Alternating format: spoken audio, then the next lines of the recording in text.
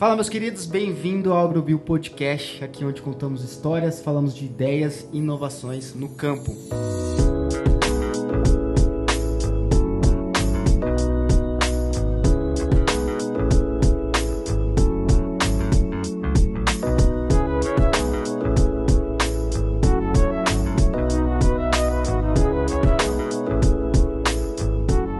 Hoje estamos aqui para começar esse episódio, temos um convidado muito especial.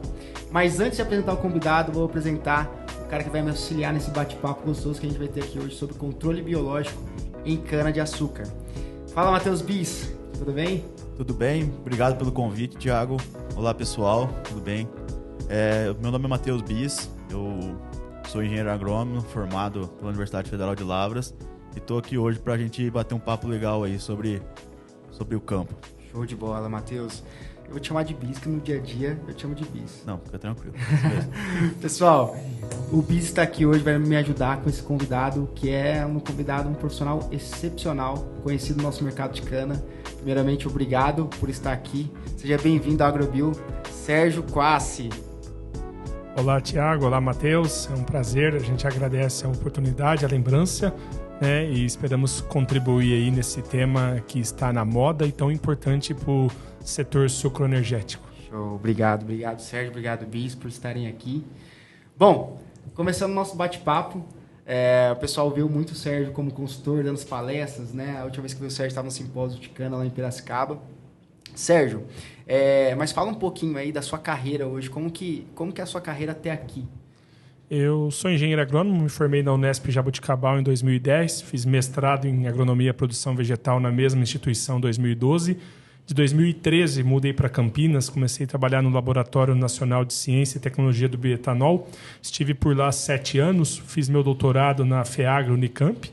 E nesse tempo, trabalhei com desenvolvimento agronômico em cana-de-açúcar. Foi ali que despertou a paixão pela pesquisa e, mais do que isso, vi a necessidade, na prática da pesquisa, chegar até o produtor, né? Porque a gente também é produtor, vem de uma família de produção de cana-de-açúcar aqui próximo ao nordeste do estado de São Paulo, a macro-região de Ribeirão Preto.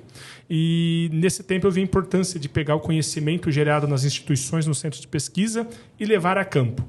Aí, nesse contexto, quando o laboratório deixou de executar as atividades, nós profissionalizamos a nossa empresa familiar, a Agro 4S, Experimentação e Consultoria Agronômica Aplicada, uma empresa, um time familiar, eu, meu irmão, meu pai e nossas esposas, todos agrônomos com mestrado, doutorado, trabalhando para levar o conhecimento a quem realmente produz, ao agrônomo, ao técnico, à usina, ao produtor, no dia a dia do campo. Nossa missão é levar o conhecimento, validar e posicionar o know-how para que todos possam produzir cana-de-açúcar com modo mais eficiente. Que bacana, Sérgio.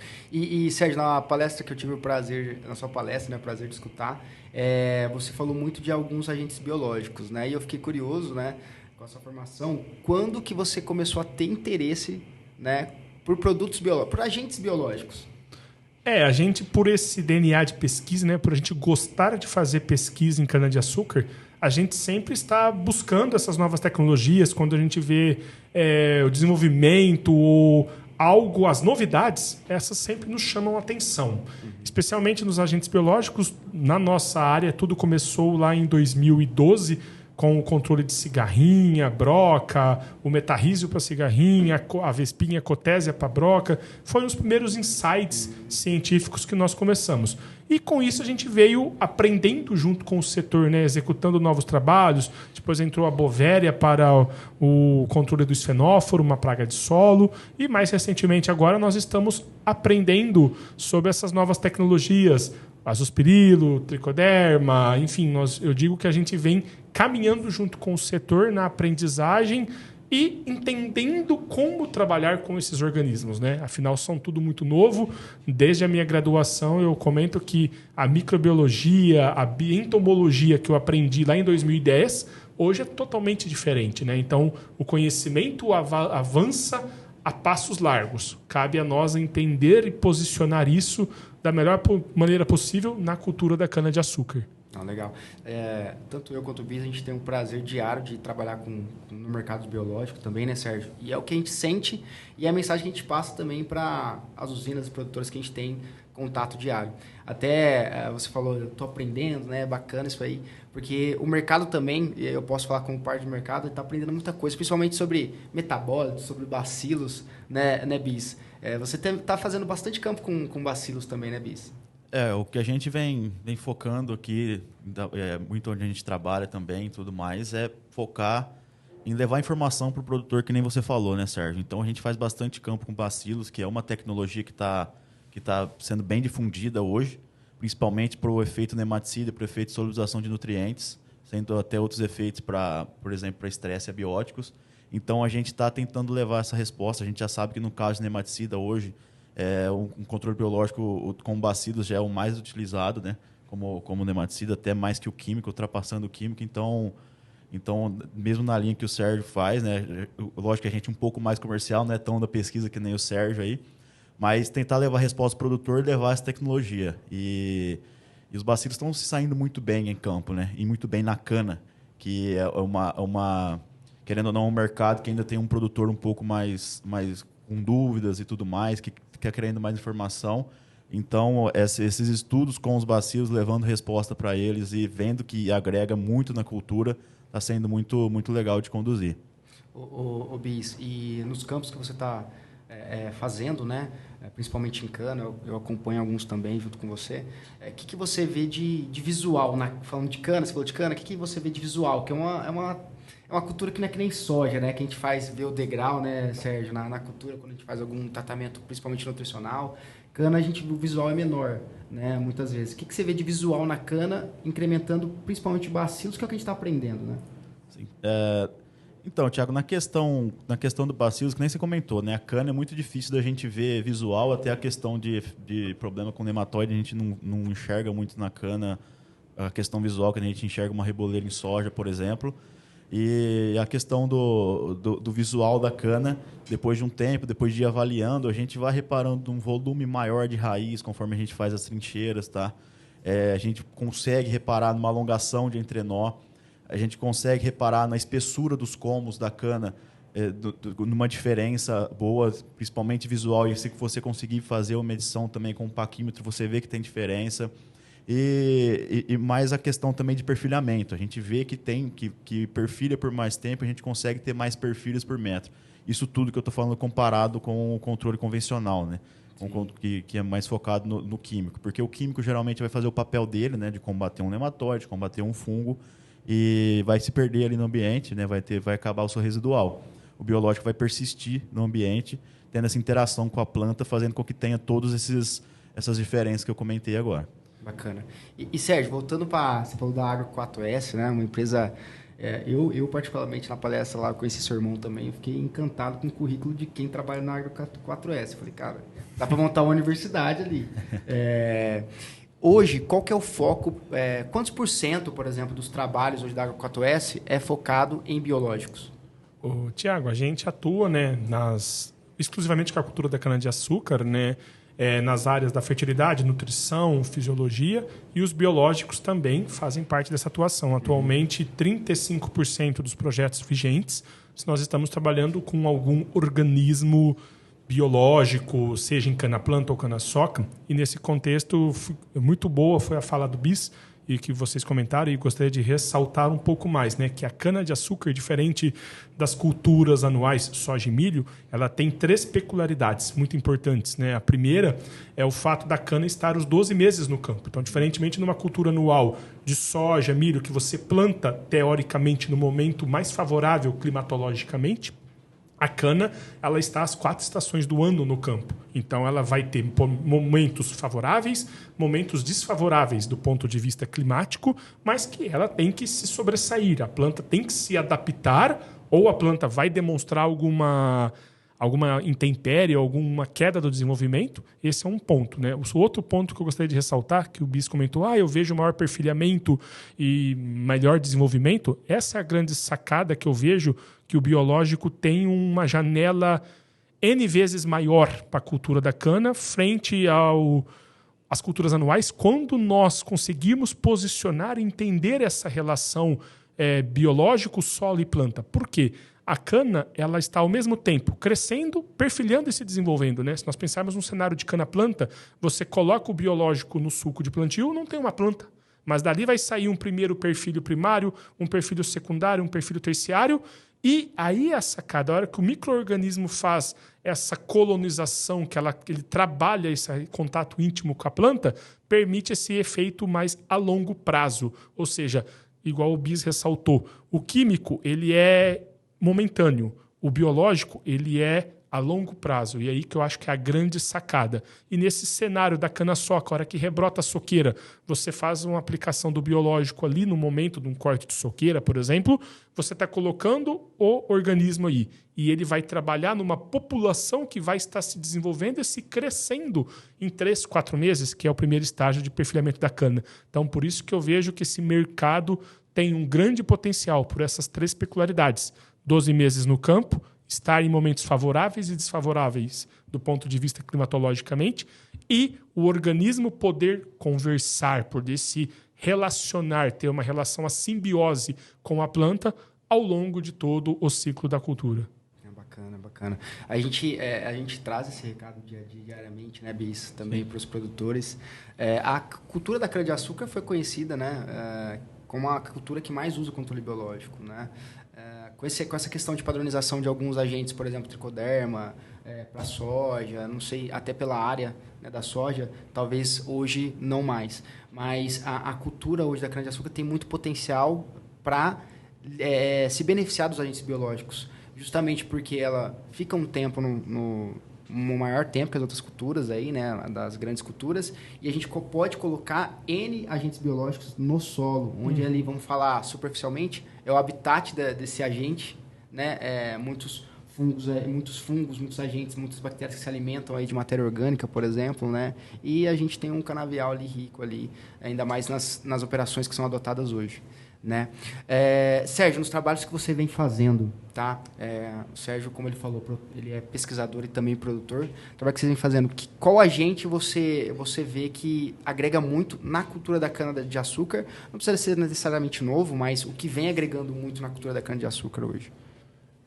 Nesse contexto, né, para nós, essa é uma opinião pessoal e familiar do nosso time, da Agro4S, o metarrhizium para controle da cigarrinha já é algo consolidado, assim como também a cotésia para controle da broca ou tricogramas, são tecnologias que já vêm há um tempo mais, na nossa visão já está consolidado, já está em uso. Tem-se as novas tecnologias, né? O azospirilo, o tricoderma, nesse momento de potencializar o desenvolvimento da planta e prevenir algum problema de estresse climatológico. São 2 linhas que a gente vem trabalhando, já tem alguns resultados publicados muito interessantes, né? E, igual o Matheus comentou também, tem as novas linhas dos controles de nematóide, alguns fungos entomopatogênicos, nesse sentido. Mas eu vejo que cigarrinha e broca já é algo consolidado. E tem-se agora o grande passo com o azospirilo, com o tricoderma e esses outros viés, os organismos também solubilizadores de nutrientes. Vejo que essas tecnologias, nos próximos 5 anos, aí, vão trazer muitos resultados. E hoje, até por a gente ter uma gama de agentes sendo testados no campo, né? É um mercado muito novo, controle biológico. Em grande escala, vamos falar, né? A cana usa cotésia desde a década de 70, 80, né? Mas, né, falando de agentes, falando de metabólitos, é um mercado muito recente, né? Agora que as grandes multinacionais estão entrando com força nesse mercado também, e isso aí acaba alavancando, né, o tema controle biológico. A gente vê também falando, em contrapartida, muito sobre on-farm, né, Sérgio? Eu queria que você comentasse um pouco da sua visão, da sua opinião sobre isso, visto que você, além de pesquisador, é um produtor, né? Então você tem uma autoralidade, se eu puder usar essa palavra no assunto, para falar sobre isso. Queria entender um pouco da sua visão sobre o on-farm. O que você acha? Você acha que é viável? Você acha que não? Olha, Thiago, essa é uma boa pergunta. Eu acho que cada player do setor, o produtor, se ele é grande, pequeno, a usina, ela tem que analisar alguns fatores, né? Falando pessoalmente no nosso time aqui, eu não teria hoje uma expertise, um know-how para tocar o on-farm, né? Porque, veja, nós produzimos cana, então nós já decidimos práticas corretivas do solo, plantio, colheita, tratos culturais, controle das daninhas, das pragas, das doenças, aplicações foliares na época de máximo crescimento vegetativo da planta, maturador, enfim, já tem-se atividade para os 365 dias do ano, né? E eu vejo que quando você parte para o on-farm, você não pode ser só engenheiro agrônomo. Você tem que ter um biólogo, tem que ter um químico, tem que ter um técnico de laboratório para lhe auxiliar e você poder gerar aquele organismo com a qualidade que se necessita, né? Então, contextualizando, traduzindo o nosso pensamento, é muita atividade e aí você começa a querer atacar vários alvos e você perde a acurácia e eficiência agronômica. Então, eu acho que o produtor tem que fazer essa análise intrínseca no seu cenário, no seu meio de produção, na sua rotina agronômica, né?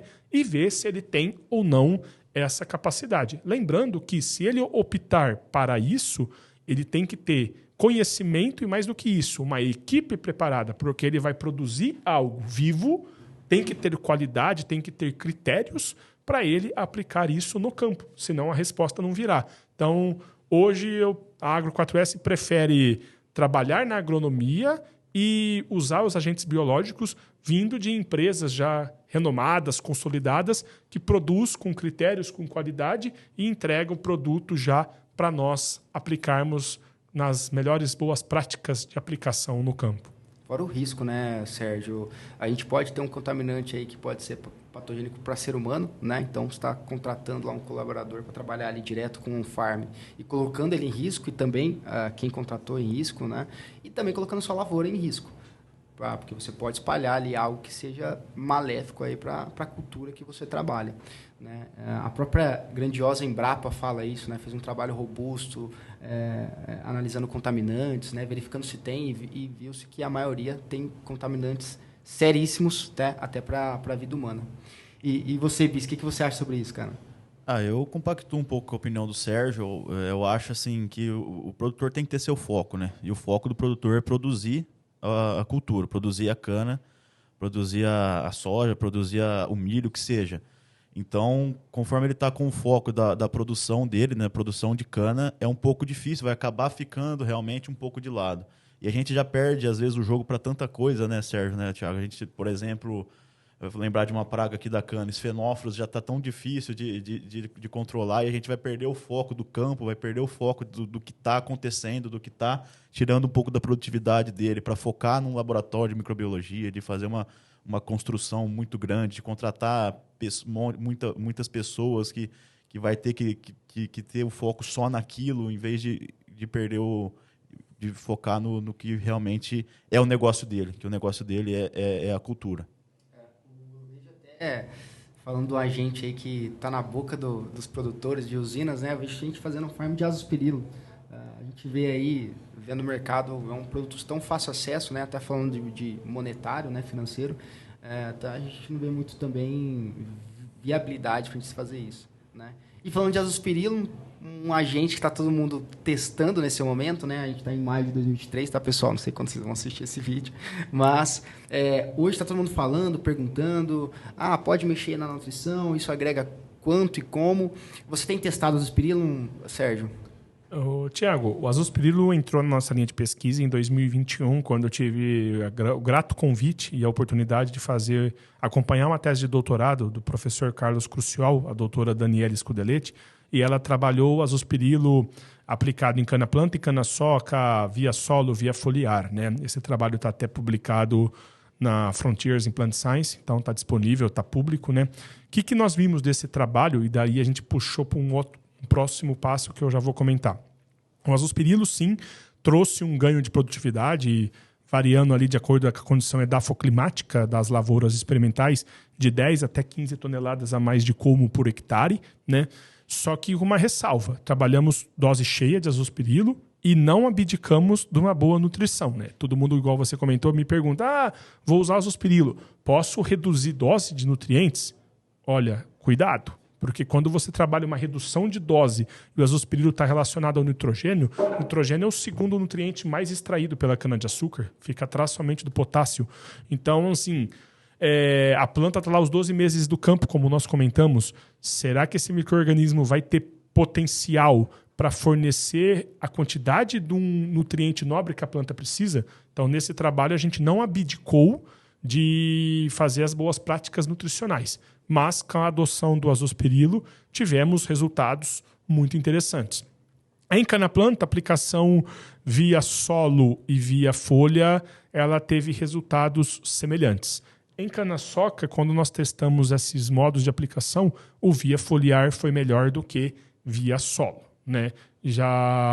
Alguns já conheci outros trabalhos que mostram resultados diferentes, mas eu comento do que eu tive a oportunidade de conhecer, do que a gente trabalhou, né? Então, vejo a azospirilo, sim, uma grande ferramenta nessa promoção, nessa potencialização do crescimento e desenvolvimento da planta. Por isso, quando a gente aplica ele, esse trabalho a gente aplicou no início da primavera, ali, com o retorno das chuvas, quando tem-se o fim do déficit hídrico e o início do excedente hídrico à planta, né? É o momento de você usar a tecnologia para potencializar esse crescimento da planta. Mas, igual você disse, é uma tecnologia nova, com grandes resultados, mas hoje, pelo meu conhecimento, eu não abriria mão de fazer uma boa nutrição. É um agente biológico potencializador do desenvolvimento da planta. Eu aproveito aqui, né, que o Sérgio deu o gancho para falar o que a gente vive no dia a dia como produtor, e não só com a azospirilo, com as tecnologias solubilizador de nutrientes também, solubilizador de fósforo, né,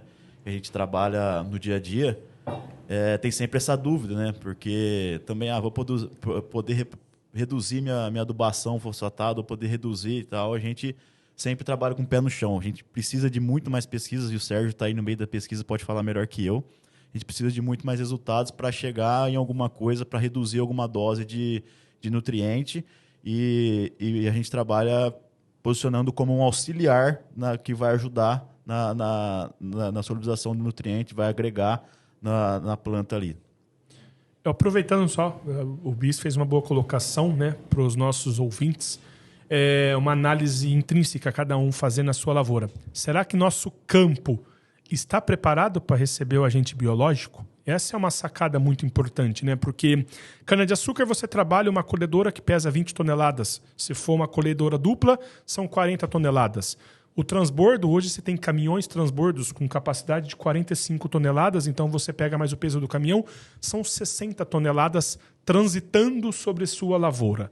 E aí, qual que é o ponto que eu chego para ser bem claro? O organismo é vivo, ele precisa de carbono, hidrogênio e oxigênio. Quando você coloca ele num solo, ou você coloca numa planta que ela está com problema de problemas físicos do solo, ou problemas do ponto de vista da fertilidade, a maioria dos solos cultivados com cana-de-açúcar, igual o Bis comentou dos solubilizadores de fósforo, o nível é baixo. Baixo. Tem áreas que tem 2, 3 miligramas de fósforo. Assim, você vai para um organismo onde já não tem o nutriente que ele precisa para disponibilizar. Então, será que meu campo está preparado para isso? Ou comentei do peso das máquinas. Você vai ter uma compactação grande na entrelinha. Compactação existe. No cenário da canavicultura, não tem como você trabalhar uma lavoura sem ter um grau de compactação. Mas em graus excessivos de compactação, você reduz o quê? A oxigenação do solo. Ao reduzir a oxigenação do solo, você tem menor desenvolvimento radicular, ou seja, a sua rizosfera é menor. Como será que vai ser essa ação, essa simbiose entre o organismo, o sistema radicular e essa condição de solo compactado? Por isso que eu faço essa ressalva, né? Os agentes biológicos são fantásticos. Agora, cabe a nós, agrônomos, nós, produtores. Será que nós fazemos uma boa prática para receber esse agente biológico? Né?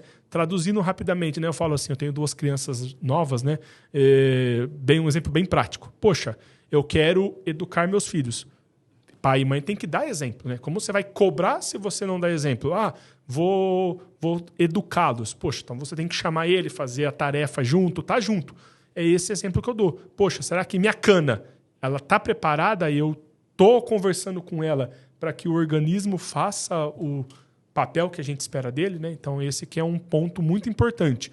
O setor precisa olhar, porque a hora que não ter resposta, ele não pode culpar o agente biológico. Ele tem que olhar, opa, por que não tive a resposta? E muitas vezes o que eu vejo nas palestras, nos eventos técnicos, nas oportunidades que eu tenho das visitas agronômicas, a frequência dos casos está mais por erros agronômicos e operacionais do que propriamente dito pela tecnologia do agente biológico. É um cuidado que a gente tem que ter, né? Até a gente está ali no campo. Quando você faz um campo, né, seja comercial, seja técnico, você tem que acompanhar, né? A história do o olho do dono que engorda a boiada. No caso de você implementar um campo para testar uma tecnologia, é muito verdade. Porque o operador ele não está ali para manjar, vamos falar assim, da tecnologia. Ele está ali para executar o que você planejou para ele. Então, você tem que ter cuidado na operação, né? E a questão do exemplo que você falou, cara, eu tenho um filho pequeno também, de 6 anos, sou apaixonado, inclusive. 1 tonelada de palavras pesa muito, infinitamente menos do que 1 grama de exemplo, né? Uhum. Então, a gente tem que dar o exemplo para a gente fazer as coisas acontecerem. Principalmente no nosso mercado, que é um mercado dinâmico, um mercado que é capitalizado e as coisas têm que girar rápido, dar resultado rápido, né? Hoje, o agro aí, orgulhosamente, é o que puxa o Brasil, né? Puxa o PIB brasileiro. E, Sérgio, o inverso também é verdadeiro, né? Por exemplo, se você colocar o agente biológico num solo onde está teoricamente bem equilibrado, o que ele vai agregar ali? Né? Então, quando não tem um lugar que ele não vai tirar nada, um lugar que está um ambiente que está favorável, onde a produtividade, o teto de produtividade é alto, ele também vai agregar pouco. A gente tem que também saber medir isso, quanto ele agrega, ao invés de falar, essa tecnologia funciona ou não funciona. Né?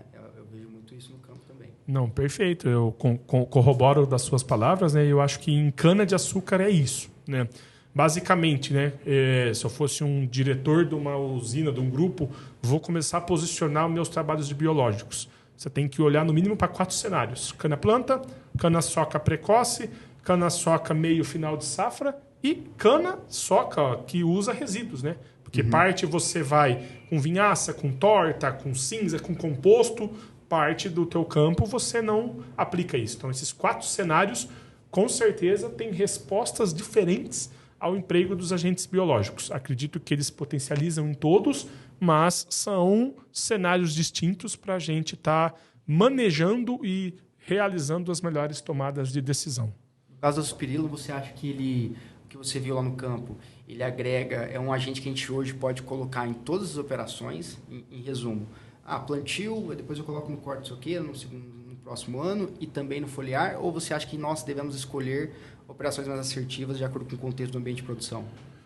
Olha, baseado nesse trabalho que eu tive a oportunidade, né, eu recomendaria o azospirilo em cana-planta, pode ser no suco de plantio, né, no momento do plantio. E em cana-soca eu trabalharia ele com aplicações foliares, ali naquele primeiro foliar pós-inverno na planta, ali na primavera, quando a gente já entra com nutrientes, micronutrientes, assim, seria um momento, na minha visão, baseado nesse trabalho, para você também já adotar o azospirilo. Então, você aproveita uma janela operacional de uma entrada e já adiciona o agente junto.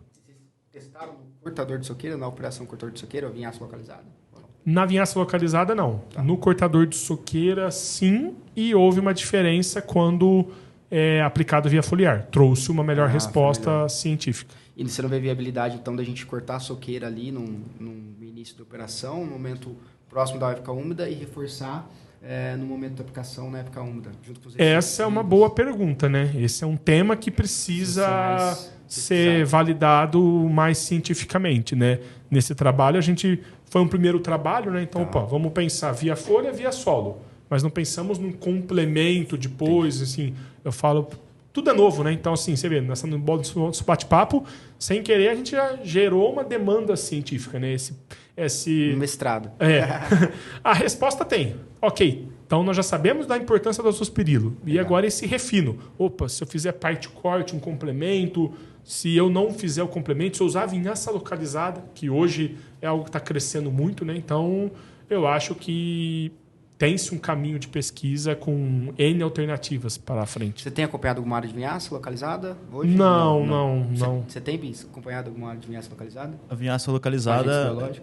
Com agentes biológicos, eu estou acompanhando mais as informações do mercado, né? É uma coisa que está sendo bem difundida e trazendo bons resultados. Mas eu ainda, como estou focado mais em produtores do que usina no meu papel, né, no meu trabalho, eu ainda estou focado mais no cortador de soqueira, nas operações de plantio. Tá? Bacana. Mas a vinhaça localizada veio para agregar muito, já tem muitas usinas extinguindo o cortador de soqueira para ficar focado na vinhaça localizada, porque é uma ferramenta que as usinas estão validando como agredir menos a soqueira, né, bem menos do que o cortador, no caso, e está agredindo menos e agregando da mesma forma, e para combate tanto de fenóforos quanto colocando nematicida, fungicida e os micronutrientes. Bacana. Show de bola. E Sérgio e Bis, passando para o segundo tema, fungos na cana-de-açúcar. É um agente biológico que a gente usa há bastante tempo, né? Eu acho que lá desde os anos 2000, mais ou menos, a gente já usa metarrísio aí de uma forma mais em alta escala, vamos dizer assim, né? Antes o pessoal lavava o arroz, né? Quando chegou a minha vez, eu pedi pro pessoal colocar um pé de pato do avião e aplicar o grão, porque lavar o arroz é complicado. Nossa Senhora. Então, fungos, que trabalhos que você fez, né? Eu tenho certeza que você já fez vários, ou está acompanhando de fungos em cana-de-açúcar. Quais fungos são esses? Nós trabalhamos com metarrísio também, como você comentou, né? E mais recentemente nós estamos iniciando agora alguns trabalhos muito novos ainda, né? Com fungos entomopatogênicos, nessa proteção da planta ali em suco de plantio. Essa linha é uma linha nova que a gente está começando a trabalhar agora. Teve alguns outros fungos que nós aplicamos via foliar para proteção da folha ali, mas é algo muito recente que ainda nós não temos, pelo menos a Agro 4S não tem ainda resultados, é uma tecnologia nova que nós estamos começando a entender e lapidar no cenário da cana-de-açúcar. Tá. Tricoderma, vocês já fizeram alguma coisa? Tricoderma, a gente vem junto caminhando com o azospirilo, né? Na tese da Daniela, a gente trabalhou um experimento em casa de vegetação, no qual a gente banhou a muda de MPB, que ela é a muda pré-brotada, antes dela ir para o campo, demos um banho nela de tricoderma. Para quê?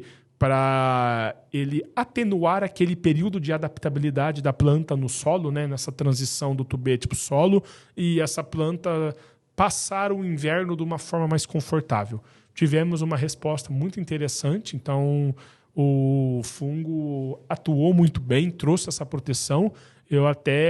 É um posicionamento que a gente vem comentando, né, para as usinas produtores que trabalham com MPB ou que tem aquele canteiro de replicação de variedades no seu pool varietal. É uma boa alternativa num custo legal e que traz uma resposta bem significativa. Dar esse banho de tricoderma no MPB no momento da transição do tubete para o suco de plantio. Eu sou suspeito de falar, porque tricoderma, eu falo pro Thiago, tricoderma acho que é meu micro-organismo favorito. Eu gosto de muito, todo campo que eu acompanhei de tricoderma, até sozinho, até sem bacilo, você tem um resultado muito bom. Eu falo, se você tiver um canteiro, uma horta em casa, joga alguma coisa de tricoderma, porque é um micro-organismo que vai te agregar muita coisa, né? Além mesmo a ação dele principal sendo fungicida, a gente sabe dos efeitos nematicida e indução de resistência dele, então vai estar sempre te entregando alguma coisa. O tricoderma também, eu sou suspeito de falar do tricoderma. Até eu tive o privilégio de ter aulas, né, e trabalhei com o Alexandre Sene, e o primeiro trabalho que ele me incumbiu ali foi o tricoderma para poder dar um abacaxi. Acabei testando outra coisa e tal, mas o tricoderma, pelo menos que eu vejo no campo, viu, Sérgio, é bem vai ao encontro do que você falou, cara. A gente vê até em relação até a ação nematicida, né? O foco dele não é esse, ele é mais um biofungicida. Mas nos campos que a gente coloca tricoderma, né, Bis? Cara, a gente vê uma questão de enraizamento melhor também, produtividade em relação a TCH muito maior. Eu não vi até hoje eu não acompanhei nenhum campo que ele não tenha agregado em TCH, né, na cana-de-açúcar, obviamente. O que você tem visto ali de tricoderma nos campos que você faz? O Bis acompanha bastante campo com esses agentes. Eu já ia puxar um gancho, não é à toa, né, que tricoderma, se eu não me engano, eu posso fazer acessar o Google aqui depois que a gente acabar a nossa conversa, mas se eu não me engano é o microagente mais utilizado no mundo ainda, e é uma tecnologia muito antiga. Tricoderma, o que destaca ele principalmente dos outros é a competição dele no solo onde ele está ali em volta da raiz, cara, ele vai tomar conta e vai estar nesse trabalho com simbiose que o Sérgio comentou com a planta. Então, em cana, cara, a gente vê muito resultado incrível combatendo químicos antigos de mercado que tem outros focos, né? E só o tricoderma ali nessa agregação com a planta, nessa persistência que ele tem no campo, conseguir sustentar e produzir mais do que o padrão convencional do produtor. Então, é uma tecnologia assim, que, para mim, já tinha que estar no padrão do produtor de cana-de-açúcar, independente se for plantio de 12 meses, de 18 meses, já tem que colocar, que o produtor de cana tem essa de colocar só a fungicida após naquele final do plantio de 18 meses. Para mim, o tricoderma você tem que estar sempre colocando, e sempre que você conseguir colocar no cortador de soqueira também, é muito interessante. Bacana. Sérgio, hoje vamos passar para um tema para a gente finalizar aqui nosso bate-papo. Hoje, qual que é o sentimento da Agro 4S em relação ao controle biológico? O momento atual e próximos passos, o que você enxerga? O nosso sentimento é que o controle biológico é uma ferramenta muito boa, consolidada, né? Não tem como você querer produzir cana com eficiência agronômica sem ter o auxílio do controle biológico, né? E eu imagino que nos próximos 5 anos ou na próxima década vão surgir muitos novos agentes biológicos, né? Hoje, nessa conversa, a gente falou aqui azospirilo, tricoderma, tricograma, bacilos, fungos, mas eu acho que vai surgindo muitas coisas novas mais, né? Porque a hora que a gente começar a olhar essa relação solo-planta, é um mundo, um universo pouco desbravado ainda, né? Então, eu acho que o produtor, a usina, tem que estar atento, tem que estar fazendo esse trabalho de adoção de resposta do agente biológico nas suas condições edafoclimáticas. Mais do que isso, estar se preparando sua lavoura para que esse agente possa expressar o seu papel, e acredito que os avanços vão ocorrer de uma forma muito rápida, né? Também, assim, alguém me perguntar, Sérgio, você acha que 100% do manejo vai virar com agentes biológicos? Eu, como pesquisa, eu falo que sempre na vida tudo é o equilíbrio, né? Então, vai ter-se o espaço, se esse vai ser maior ou se vai ser menor, vai depender da condição edafoclimática de cada um, né? Tem-se ambientes que o agente vai se responder melhor, ambientes que ele vai se responder menor, mas que eu vejo que é algo que veio para ficar, sem dúvida nenhuma. E o equilíbrio é um pilar do controle biológico, né? A gente libera, por exemplo, cotésia e tricograma, por exemplo, na lavoura para ter uma população equilibrada, e essa população aí interferir na população da praga, né? Então, é basicamente o depende que a gente aprende na faculdade, né? Sim. Durante os 5 anos. Sim. E você, Bis, você que está no dia a dia aí do biológico também? Então, esse gancho que o Sérgio puxou aí é muito interessante, porque a gente trabalha com controle biológico, às vezes a gente chega num produtor, ele acha que a gente vai mudar totalmente o manejo dele, cortar o químico da vida dele, né? Não vai utilizar mais um piretroide para dar um efeito de choque ali, e é totalmente ao contrário. A gente quer agregar, fazendo utilizar mais um dos pilares do MIP, né? O MIP que a gente fala que tem os pilares de controle químico, controle biológico, controle varietal, controle cultural, entre outras coisas, não vou lembrar todos os pilares agora, mas a gente quer agregar mais uma coisa ali para ele ter mais ferramentas para conseguir combater a praga, para conseguir agregar e produzir mais. Então, a gente não está entrando em substituição do produto, mas a gente quer que o produtor prospere mais e produza mais com mais uma ferramenta agregando. Então, é uma ferramenta que vai ficar, o químico não vai sumir, e vão vir outras ferramentas que nem o Sérgio falou. Eu fico sempre na expectativa, sempre que vai surgindo algumas notícias aí de agentes biológicos novos que vão surgindo por N empresas, pela Embrapa também, inclusive. Então, veio para ficar e vai ser... E é o futuro já, né? Já estamos vivendo e vai agregar bastante. Bacana. Bom, para finalizar, vocês querem deixar um recado aí para a audiência da AgroBio? Um recado geral?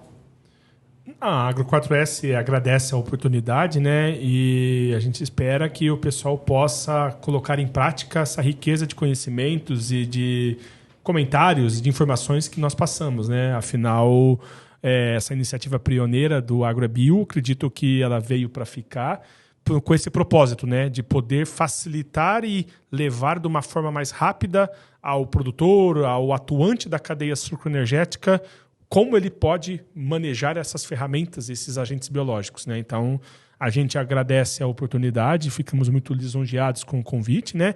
E estamos sempre aí em prol de ajudar o setor. Obrigado. E você, Bis? Eu vou deixar o recado para o pessoal ficar de olho, que vai sair muita coisa. Para vocês ficarem de olho que vai vir muita informação boa aqui dentro do podcast do AgroEbil. Aqui a gente está só em um dos primeiros episódios, mas a gente vai ter muita coisa boa vindo por aí. Ficar de olho que vai vir muita informação para agregar com o pessoal aí. Bom, quero agradecer a Agro 4S, na pessoa do Sérgio Quassi, o Matheus Bis, aí, coordenador técnico de mercado, atuante aí no mercado de biológico. Muito obrigado pelas informações. Essa iniciativa AgroEbil, eu até falei, eu tenho certeza que eu vou aprender muito a cada episódio, como pessoas trazendo aí o Sérgio, a palestra do Sérgio, eu fiquei apaixonado no conteúdo que ele passou lá no simpósio. Com certeza. Né? Responde várias coisas, mas criam várias perguntas. E isso que fomenta o nosso mercado, né, Sérgio? Eu acho que as perguntas, muitas das vezes, são mais importantes do que as respostas ali mais rasas ou mais rápidas. Porque é isso que está fazendo o nosso mercado crescer tanto em tão pouco tempo. Né? Um mercado de controle biológico hoje que cresce aí na taxa de 40%, mais ou menos, em média, não é para qualquer mercado. Né? Precisa de muita informação, precisa de muito suporte, precisa de muitas pessoas gostando da tecnologia e querendo fazer acontecer, como vocês dois que estão aqui. Então, quero agradecer muito vocês dois pelas informações, pelo tempo. A agenda, pessoal, desses dois aqui não é fácil. Tá? Então, o Sérgio aqui ficou aqui esperando a gente, trouxe, contribuiu, o Matheus Bis também. Então, muito obrigado, sucesso para todos nós e acompanhe que vão vir mais conteúdos de alta qualidade, voltado para o agro. Valeu, pessoal, muito obrigado, viu? Obrigado, pessoal. Obrigado, Sérgio. Obrigado, um abraço a todos.